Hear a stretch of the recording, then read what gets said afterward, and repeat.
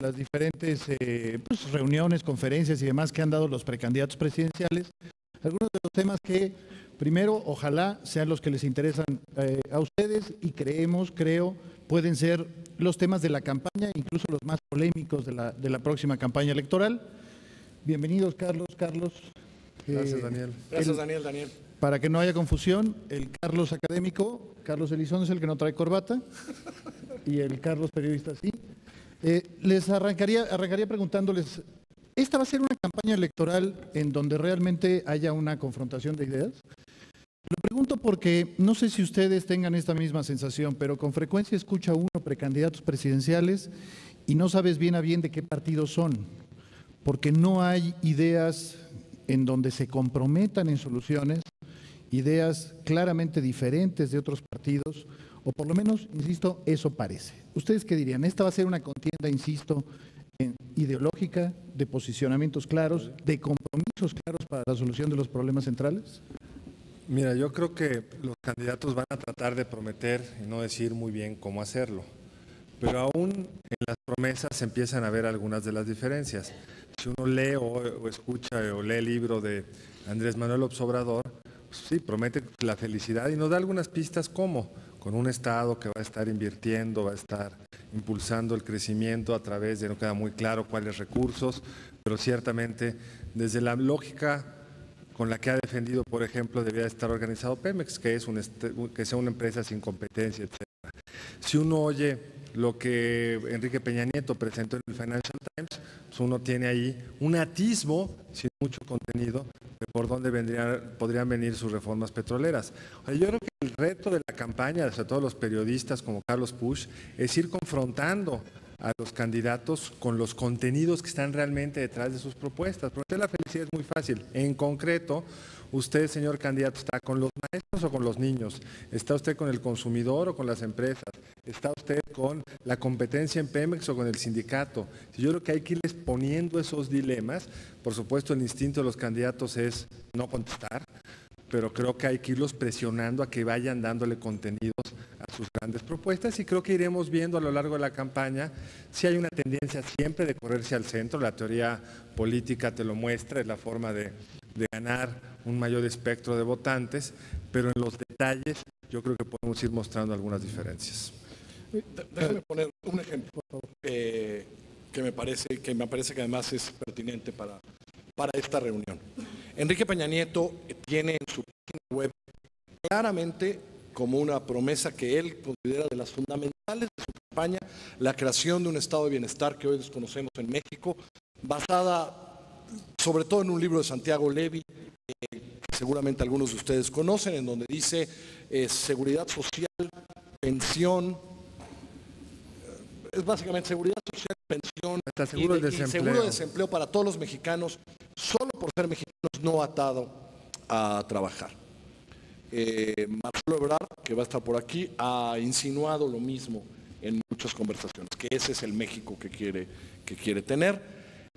Andrés Manuel López Obrador dice algo similar en su libro, y si no me equivoco, el gobierno federal va a proponer por lo menos la unión de todos los seguros médicos antes de irse casi como un asunto delegado, es decir, juntar IMSS y Seguro Popular en un solo sistema, que más o menos sería. Entonces, si lo ves así, parece que hay un consenso en todos de que este país necesita ya un estado de bienestar así.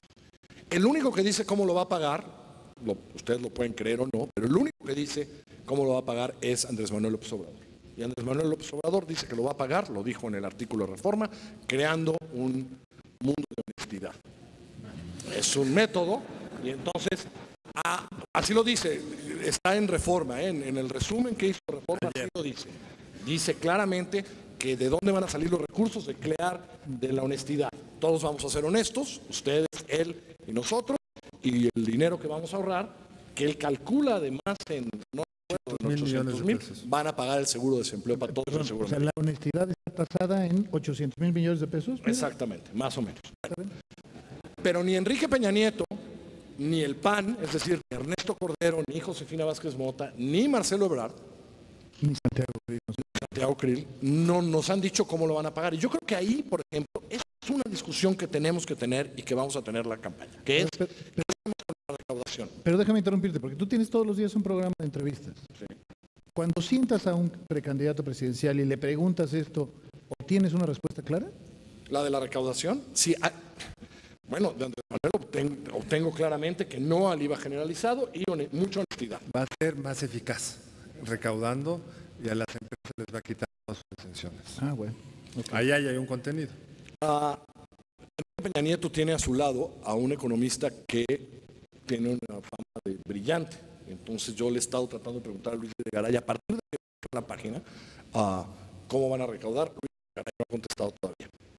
Y está claro que el PAN, porque así lo propuso al Congreso mexicano formalmente, sí lo haría mediante generalizado. Bueno, esa es una discusión que me parece fundamental, porque si somos medianamente va avanzando y estamos más madura, no hay mayor discusión en las democracias y en las elecciones que qué hacemos con nuestros impuestos.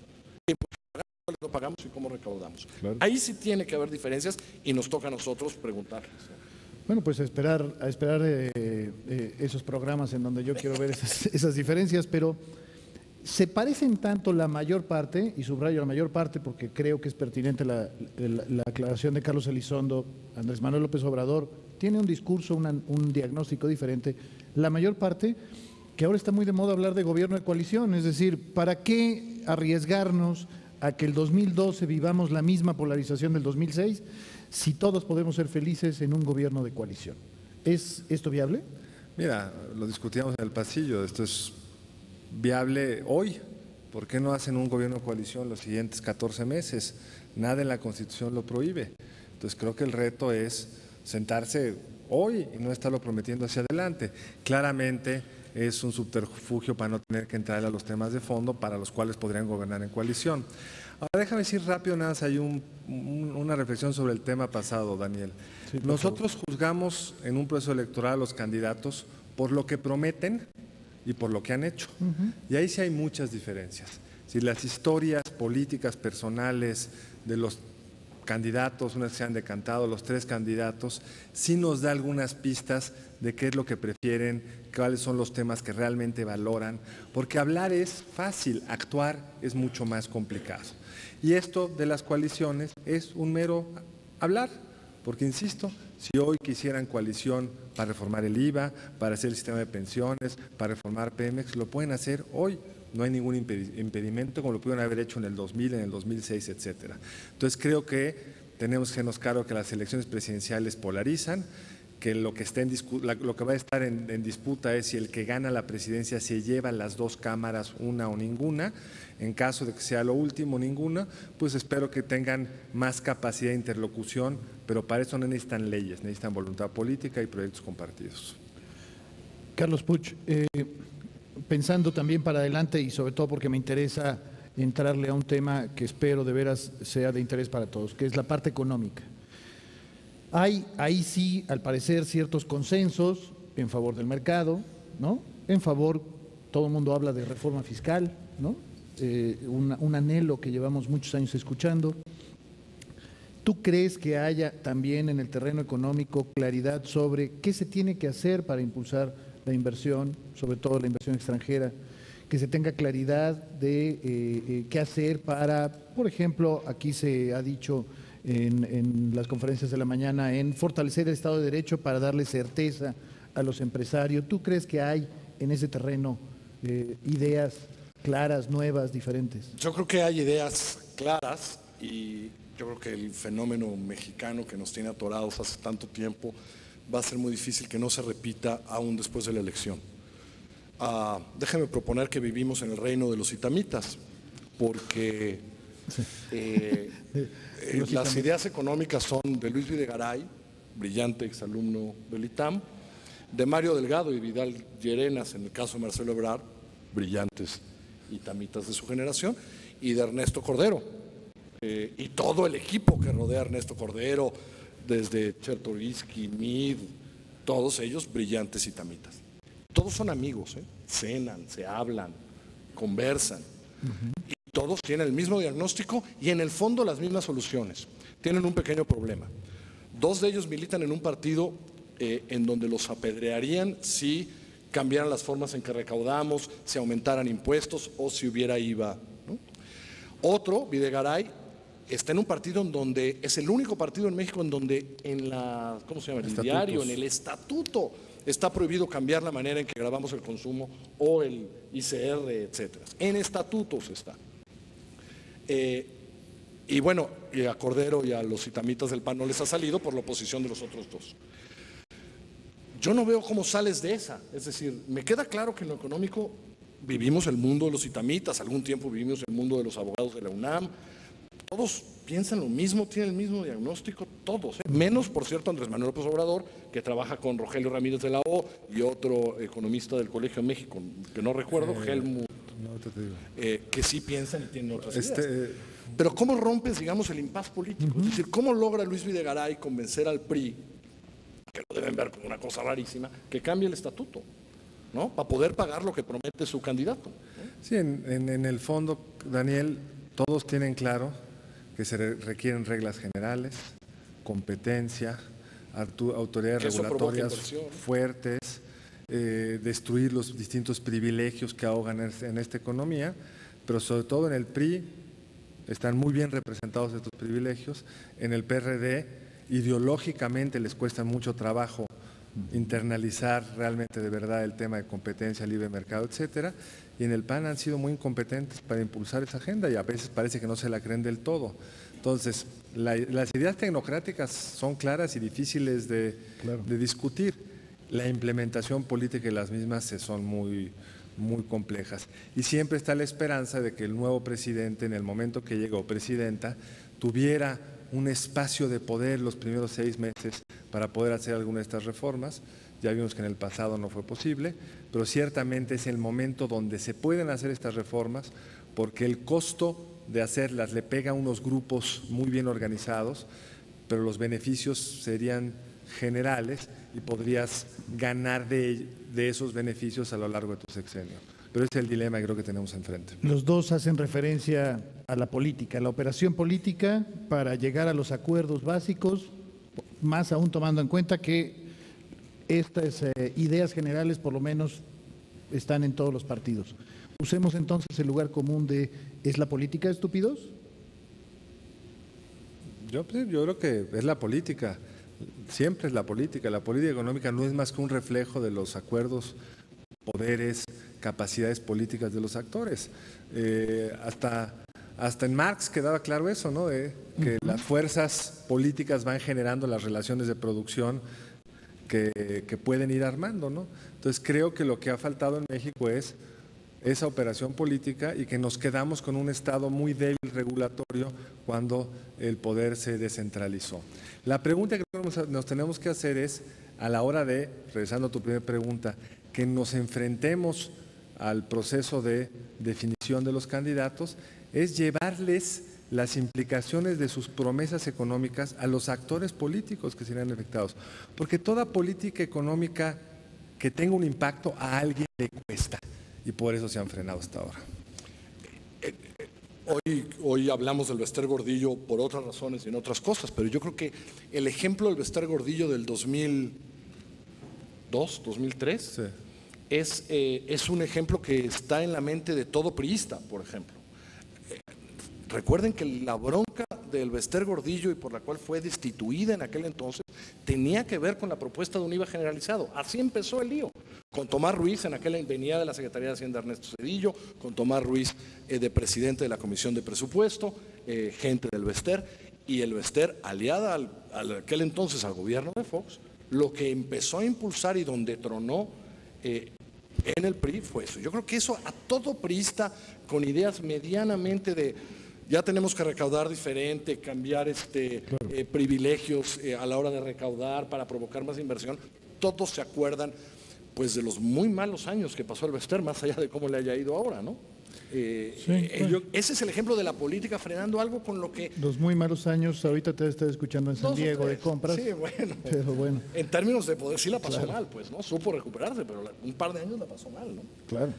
Ahora, yo creo que en esta ecuación que hemos estado planteando la fiscal se nos olvida el otro lado, que es el del gasto. Mientras no seamos capaces de, en el mismo sentido, los que mencionaba Carlos, todos estarían de acuerdo qué tipo de gasto tendríamos que tener. Pero en la práctica tenemos un gasto corporativizado, que se va a los estados con poca rendición de cuentas, que defiende proyectos, programas que no tienen un beneficio social claro, que son de planos regresivos como el subsidio de la gasolina.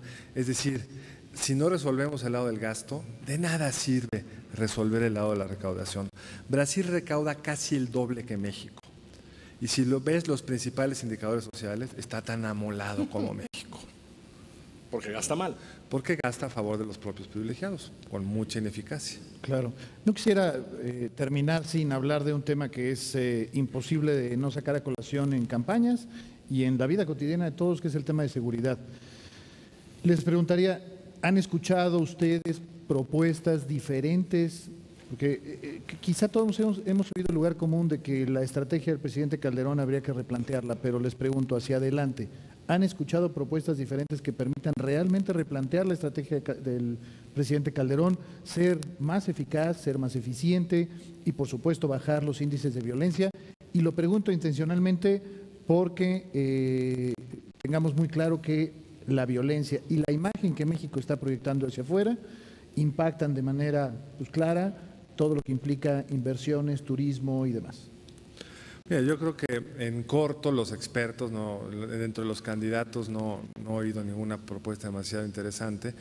Lo que subrayarían sería la necesidad de concentrar mejor los instrumentos que tiene el Estado para irse más contra aquellas bandas criminales que más violencia generan y preocuparse menos por el tema del narcotráfico como tal.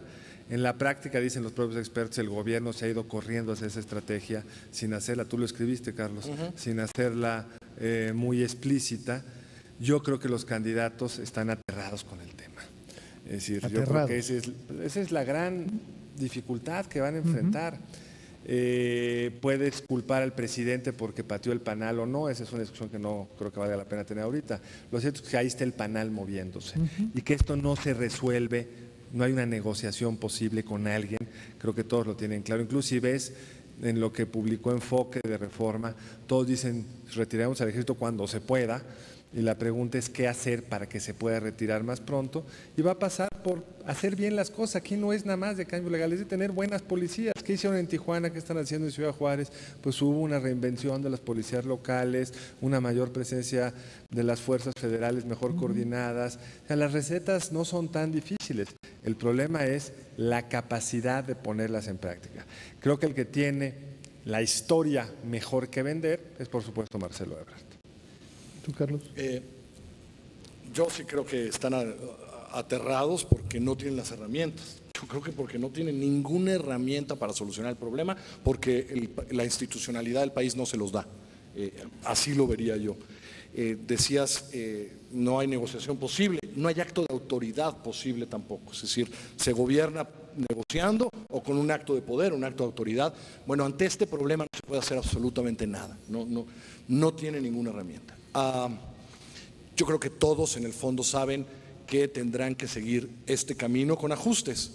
Y sí creo, porque no es gratuito que Rodrigo Medina, que es muy cercano a Enrique Peña Nieto, lo era antes de los escándalos, haya sido el que haya planteado desde los gobiernos con más fuerza el asunto de la policía única. Volvamos a esa discusión que hoy está perdida, es decir, que una manera de tener mejores policías, que es el principio de solucionar el asunto, es tener menos cuerpos policíacos que los que tenemos, vuelva a estar hoy en la discusión y esté en la discusión el año que viene. Más allá de eso, no veo ideas, sin duda no veo ideas, y me he repasado todo lo que todos dicen, y sobre todo no veo que ninguno tenga herramientas. No hay herramientas de política pública hoy que les permitan prometer absolutamente nada, y creo que ahí van a ser muy cautos para prometer. Y hay otro problema que no quiero dejar pasar, y sé que tenemos pocos minutos, pero que creo que hay que estar atentos. Siempre pensamos en el próximo julio como una elección de 3. Es una elección de 500 diputados que si son 4 coaliciones, esos son 2,000 personas en el país paseando y haciendo, y haciendo campaña. Hay muchas partes en este país donde no se puede hacer campaña. Es absolutamente inédito lo que vamos a vivir el año que viene, y habría que estar muy atentos, porque son senadores y diputados, hay 6 locales, es decir, muchos alcaldes municipales el próximo julio. Hay mucha gente queriendo transitar carreteras y haciendo campañas en espacios públicos. Solo por probabilidad de la tasa de asesinato en México, alguno podría morir. Si decíamos que están aterrados los candidatos, como ciudadano creo que todos tendríamos que estar por lo menos muy alertas. Yo siempre hago esa cuenta, hay 2,000 y pico, o va a haber 3,000 y pico de personas haciendo campaña en espacios públicos durante 3 meses el próximo año, y hoy ustedes y yo hay carreteras que no tomamos, ¿no? Hay buenas partes de carreteras que no tomamos porque asaltan, porque te ponen los retenes, porque tal. ¿Qué van a hacer los candidatos? No son los candidatos presidenciales con Estado Mayor, es el candidato a alcalde del pueblo de 10,000 habitantes. Eso me parece que es el asunto del año que viene en términos de seguridad, antes de tratar de solucionar el asunto grande. Bueno, pues qué bueno que invitamos a 2 optimistas, analistas. Pero bueno, quiero dar las gracias. Perdóname, Carlos, pero aprovechando que según veo nos quedan 3 minutos, nada más te quería preguntar, porque tú no eres periodista, sino eres académico, como ya dijimos, y además alguien que ha trabajado mucho temas económicos, de finanzas públicas y demás. ¿Tú crees que el tema de seguridad en los próximos años tenga un impacto real en la economía mexicana y particularmente en el tema de inversión? Mira, ya tuvo un impacto real. Es absurdo lo que dicen las autoridades midiendo la inversión respecto a la inversión pasada. Habría que medirse respecto a la inversión en Brasil, por ejemplo, que ha crecido de forma extraordinaria. Habría que medir todos los pequeños negocios en el norte, sobre todo noreste del país, que han tenido que irse a Estados Unidos. Tendríamos que medir todas aquellas inversiones que se posponen o no se hacen por el riesgo de seguridad. Por supuesto, cuando hablamos de reformas estructurales, estas cosas de coalición, estas cosas que se nos llenan la boca de gozo, se nos olvida que lo primero que tiene que proveer un gobierno es seguridad. Claro. Y si provee seguridad, pues aún con las instituciones que hoy tenemos, podríamos seguramente estar creciendo de una forma no trivial más. Es imposible calcularlo, pero sin duda eso está detrás de una parte del estancamiento de la inversión en México. Y quien no lo ve así, se está tapando los ojos. Y costos, ¿no? Porque desde el lado del periodismo, la cantidad de historias, ahora que estoy viajando más, la cantidad de historias que cuentan de lo que pagan los camiones para transportar mercancías de otro lado y están arreglados con el retén para que no los encueren, en seguridad, todos los costos. El costo de hacer negocio en México es mucho más alto por extorsiones, ¿no? Y pérdidas reales de contenedores, de trailers, de bodegas asaltadas, de personal desplazado. Cambios en la logística. Lo tengo claro, pero ustedes saben que con mucha frecuencia se insiste en los números de México no son peores que los de Colombia, que los de Brasil. Y ahí aprovecho para preguntarte a ti, Carlos Puch, porque finalmente los que somos periodistas más de una vez hemos oído el discurso gubernamental de que somos corresponsables de la mala imagen de México, ¿no? Tú que eres uno de los autores de esta mala imagen de México. Gracias. Te preguntaría, ¿por qué seguimos en esta dinámica de que en Brasil, decía Josefina Vázquez Mota hace un rato, Felipe González me dijo, Brasil es un país que sí piensa que mañana es mejor, México no? ¿Por qué? Felipe González también puso a Rodríguez Zapatero, creo, ¿no? Hasta Felipe González se equivoca. En fin, la verdad es que creo que las historias que hoy se cuentan, tú lo sabes, Daniel, lo que nos cuentan nuestros colegas que no pueden contar nuestros periódicos en ciertas zonas del país, en todo el norte, en partes del Bajío, en Veracruz, lo que no cuentan es mucho peor que lo que contamos en los medios nacionales desde nuestro privilegio de la seguridad. Lo que está pasando ahí, en términos de cambiar la vida, no digo que haya más homicidios y que no se cuenten, no, de cómo la vida cambió para siempre desde hace 3 o 4 años, es increíble. Pero ¿por qué, insisto, en Brasil ven las cosas diferentes? ¿Por qué yo creo que mañana es mejor? Los brasileños están acostumbrados a esos niveles de violencia. Si tú ves el número de asesinatos en Brasil, sí es poco superior al mexicano, pero llevan 30 años así, número 1. Y 2, no hay un desafío tan brutal al Estado como hay en el caso mexicano. No cuelgan cabezas de los puentes. No queman restaurantes y no les pagas 200 pesos diarios. O sea, no tienen una actitud de tanta confrontación porque es un Estado más fuerte. El estado de Río tiene una policía que ningún estado en México, quizás la Ciudad de México, pueden tener. Hay un poco más de estructura estatal, de militar, policíaca, judicial, etcétera. Ahora, de que las historias de horror o las que cuentan los empresarios en México también las cuentan en Brasil, pero ya se acostumbraron y hay muchas otras razones por las cuales han entrado en esta visión optimista del futuro, que hay que decirlo. Brasil tiende a ser más optimista que nosotros. En su desarrollo estabilizador también contaban una historia de mucho mayor optimismo que nosotros, cuando los números objetivos del 50 al 82 son prácticamente idénticos. Bueno, pues Carlos Puch y yo trabajamos juntos en W Radio varios años y sabemos lo que es la guillotina, que es, se acabó el tiempo, punto. Seguro hay más cosas. Hay otras guillotinas, ¿verdad? Sí. Pero ahí nos prendió el foquito de ya, basta. Les quiero dar las gracias, Carlos Puch, Carlos Elizondo. Gracias a todos ustedes. Gracias, Alejandro, por la oportunidad de venir a conversar con dos grandes mexicanos como los dos Carlos. Saludos para todos. Gracias. Gracias a ustedes. Gracias.